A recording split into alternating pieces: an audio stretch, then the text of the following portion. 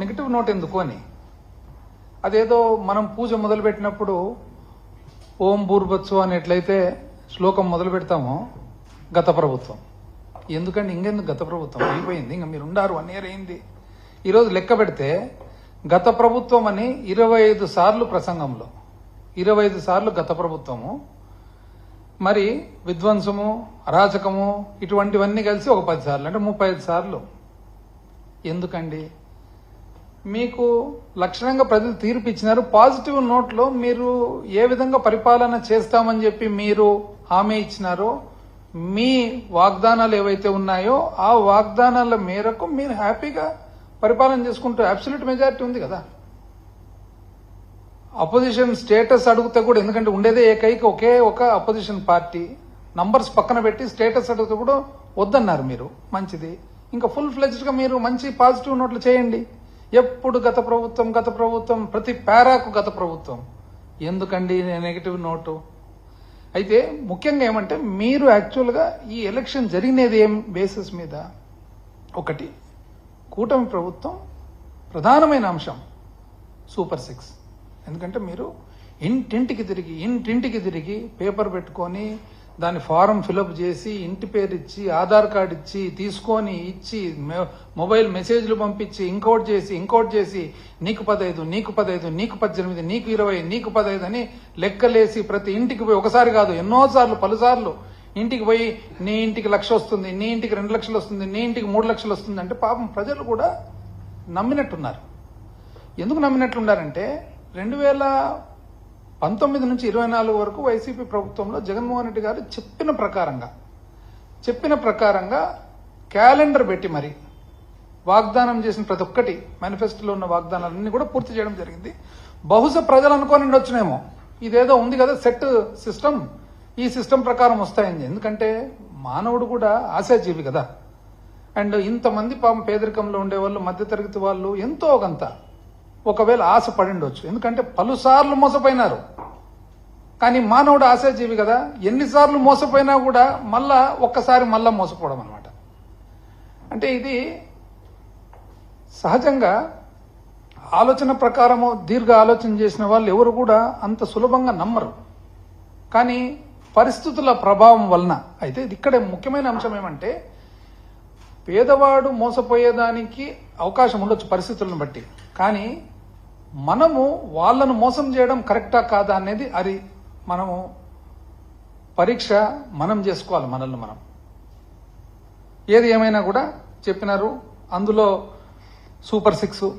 మరి సూపర్ 6 చూస్తే ఇంతవరకు ఫస్ట్ ఇయర్ ఎట్లుందో ఇప్పుడు కూడా అట్లే ఉంది. ఇంతవరకు మనిషికి అందినేది సూపర్ 6లో ఏమందిందండి? అది అర్ధదీపం అనాలనా పావు దీపం అనాలనా? ఎందుకంటే ఒకే సిలిండర్ వచ్చింది. అది సూపర్ 6లో ఇంతవరకు అందినేది. 10 సార్లు ఏదేదో చెప్తున్నారు కానీ అవైతే ఇంతవరకు చేతికైతే రాలేదు. మళ్ళీ అంతలో భాగంగా అప్పులు పెరిగాయన్నారు. చూస్తే వీళ్ళు చేసినన్ని అప్పులు ఎప్పుడు చేయలే, చరిత్రలోనే చేయలే. ఒకే సంవత్సరం 1,00,000 చిల్లర కోట్ల అప్పు చరిత్రలో ఎక్కడ జరగలే. మరి జీతాలు ఇది కూడా చెప్పినారండి. ఏమని? అసలు జీతాలు లేని పరిస్థితి అని 19 అంటే ఆర్థిక శాఖ మంత్రి గారు, ముఖ్యమంత్రి గారు చంద్రబాబు నాయుడు గారు ఎప్పుడు పీఠమెక్కినా కూడా జీతాలు లేని పరిస్థితి ఉంటుంది. ఉదాహరణకు 1995 అన్నాడు. నాకు తెలిసి 95లో సర్ప్లస్, ఆంధ్రప్రదేశ్ రాష్ట్రం ఉమ్మడి రాష్ట్రం సర్ప్లస్ బడ్జెట్. ఆ తర్వాత మీరు మళ్ళా సబ్సిక్వెంట్ గా మీ పాలనలో మైనస్కు పోయిండొచ్చు, కానీ అప్పటికి మాత్రము సర్ప్లస్ బడ్జెటే. మళ్ళీ ఏ విధంగా చెప్తుంటారో నాకైతే అర్థం కావడం లేదు. సో ఏదేమైనా కూడా ఆ తర్వాత కొంత చాణక్యునితో కూడా కంపారిజన్ చేసినారు మధ్యలో. చాణక్యుడు ఏం చెప్పినాడండి, కౌటిల్యుడు ఏం చెప్పినాడు? ముఖ్యంగా ఆయన చెప్పినది ప్రజల మీద ఎక్కువ పన్ను భారం వేయకూడదు. ఆ ఉన్న ఏదైతే డబ్బులు మనము పన్ను ద్వారా, పన్ను లేనిది ప్రభుత్వము పరిపాలన జరగదు. ఆ పన్ను ఏదైతే వస్తుందో దాన్ని జాగ్రత్తగా చాలా ప్రుడెంట్ గా ఖర్చు పెట్టాలా అన్నారు. ఎంత మనకు శక్తి ఉందో ఆ మేరకే చేయాలి తప్ప అంతకు మించి చేయకూడదు అన్నారు. దీంట్లో నాకు తెలిసి చాణక్యునిది ఏది ఫిట్ కావడం లేదు. ప్రజలు ఒకసారి ఆలోచన చేయాలి. ఏదైతేనేమి మొత్తం మీద ఇంతవరకు చాలా వాగ్దానాలు, స్పీచ్లు జరిగిపోయినాయి. కాకపోతే ఈసారి బడ్జెట్ బుక్ కూడా నేను చూడడం జరిగింది. ఇది చూసిన తర్వాత ఒక వ్యక్తి బాగా అన్నారనమాట, ఇదేంటి సార్ ఈసారి ఇది కొత్త రకంగా ఉంది, మామూలు బడ్జెట్ మాత్రం లేదు అని. మీరు గమనించినారు లేదు, పరిశీలించినారు లేదు అందరూ? మామూలు టైప్లో లేదు ఇది, ఇది మార్చినారు. మామూలుగా మనకి ఎక్కువ బడ్జెట్ ఇన్ బ్రీఫ్లో అన్ని ఫిగర్స్ వస్తాయన్నమాట. ఆ కొన్ని తీసేసినారు. ఏవేవి తీసేసినారు? రాష్ట్ర అప్పు గురించి ఉండే తీసేసినారు. దీంట్లో పబ్లిక్ డెట్ తీసేసినారు, పబ్లిక్ అకౌంట్ కూడా తీసేసినారు. లేదు, ఇంక ఎతకాలి ఇప్పుడు లోపల పోయి మళ్ళీ ఎక్కడో పెట్టింటారు. మెకనాస్ గోల్డ్ కదా ఎతికినట్లు మేము ఎతకాలన్నమాట. నెక్స్ట్ మళ్ళా దాని తర్వాత గ్యారంటీలు ఎక్కడున్నాయనేది కూడా, ఆ గ్యారంటీలు సహజంగా కూడా వాల్యూమ్ 5.2లో ఉంటాయి కాబట్టి చూసుకోవచ్చు. కాకపోతే ఈ రెండు దీంట్లో కూడా ఇస్తారు మామూలుగా, ఈసారి ఇవ్వలేదన్నమాట. అయితే ఒకరు మాత్రం బాగా చెప్పినారు. ఏమిది అంటే ఇదేదో కలర్ ఎక్కువ ఉంది సార్, కాకపోతే కంటెంట్ తక్కువ ఉంది అన్నారు అనమాట. బాగా చూస్తే కలర్ ఎక్కువ ఉంది, కంటెంట్ తక్కువ ఉంది అన్నారు. నేను కూడా చూస్తే అన్ని ఏదో గ్రాఫుల రూపంలో ఇచ్చినారు మొత్తం మీద. ఏది ఏమైనా కూడా ఒకటి, ఎప్పుడైనా మేము వైఎస్ఆర్సీపీ తరఫున జగన్మోహన్ రెడ్డి గారు కానీ మాకు, ఎందుకంటే మా సిద్ధాంతాలు రాజశేఖర రెడ్డి గారి సిద్ధాంతాలు కాబట్టి సింపుల్ లివింగ్, సింపుల్ థింకింగ్. ఇప్పుడు పేదవాడు అనేవాడు ఎప్పుడు కూడా ఒక అసంతృప్తితో కానీ లేకుంటే ఇబ్బందులు కలిగిన పరిస్థితుల్లో ఉంటే ఎప్పుడు కూడా సమాజానికి మంచిది కాదు. ఒక వ్యక్తి ఎవరైనా కానీ పేదరికంలో ఉండరాదు. పేదరికంలో ఉన్న వ్యక్తి కూడా కొన్ని పరిస్థితుల వలన పేదరికంలో ఉన్నా కూడా విపరీతమైన అసంతృప్తి, అసహనము ఆ విధంగా ఉంటే కానీ అది సమాజానికి చాలా డేంజర్ అనమాట. అది ఎట్లా ఎఫెక్ట్ కొడుతుంది? అది మధ్యతరగతి వాళ్లకు, ఉన్న వాళ్లకు, అందరికి కూడా ఎఫెక్ట్ కొడుతుంది అనమాట. కాబట్టి ఎప్పుడు కూడా పేదరిక నిర్మూలన అనేది పరిపాలనలో ఒక ప్రధానమైన బాధ్యత పాలకులకు.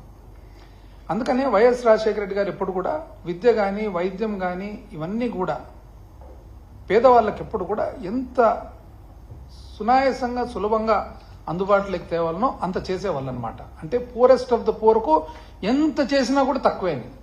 వ్యవసాయదారులకు విద్య కానీ, వైద్యం కానీ, వ్యవసాయం కానీ ఎంత చేసినా కూడా తక్కువే. కాబట్టి వీలైనంత చేయాలనేది రాజశేఖర రెడ్డి గారి సిద్ధాంతం. మేము కూడా అదే సిద్ధాంతమే ఫాలో అవుతున్నారు. అయితే కూటమి ప్రభుత్వం మీరు గమనించినట్లయితే హేళన, అసలు మేము చేసిన గత 5 సంవత్సరాల పరిపాలన హేళన, ఒక వ్యంగ్యంగా మాట్లాడడము, ఇది ఒక వెల్ఫేర్ అనడము, అసలు ఇదేదో మీరు వేస్ట్ చేస్తుంటారు ప్రజాధనం అనడము, రకరకాలుగా అన్నట్లే ఉంటుంది, అననట్లే ఉంటుంది, రాసే విధంలో రాస్తారు, చాలా ఇంటెలిజెంట్గా, చాలా నాకుతో చేస్తారనమాట.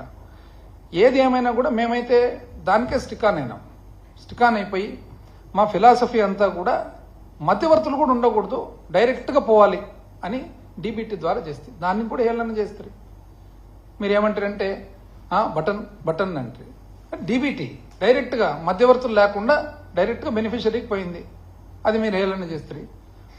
ఏది ఏమైనా కూడా మీరు ఇంత క్రిటిసైజ్ చేసినారు కదా, మీరు ఆ రోజు క్రిటిసైజ్ చేసేటప్పుడు ఈ వెల్ఫేర్ అని క్రిటిసైజ్ చేసేటప్పుడు మధ్యతరగతి వాళ్ళు కూడా వాళ్ళని కూడా మీరు ఇన్ఫ్లుయెన్స్ చేసినారు. ఎట్లా ఇన్ఫ్లుయెన్స్ చేసినారు?